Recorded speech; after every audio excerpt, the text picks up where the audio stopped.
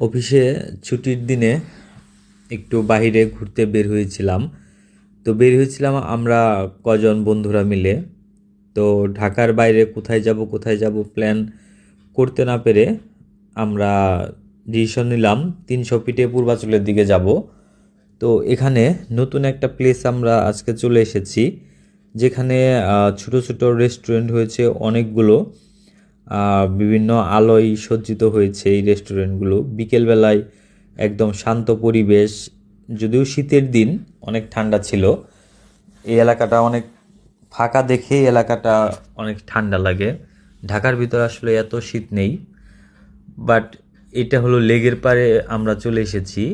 এই লেক পাড় দিয়ে হেঁটে চলা অসাধারণ একটা ফিল অনুভব করা যায়। তো যদিও এখানে লেকে নৌকা চলে, নৌকায় ঘোরাফেরা করা যায়। তো আমরা নৌকায় ঘোরাফেরা করিনি, আমরা জাস্ট এই লেক পাড় দিয়ে হেঁটে চলেছিলাম। তো ইতিমধ্যে আমরা সন্ধ্যা হয়ে গেছে। তো এখন এই জায়গায় আমরা একটু শীতের মধ্যে একটু আগুন ধরানোর চেষ্টা করেছিলাম। যদিও অনেক মশা ছিল, বাট পরিবেশটা অনেক সুন্দর ছিল, অনেক এনজয় করেছি আমরা।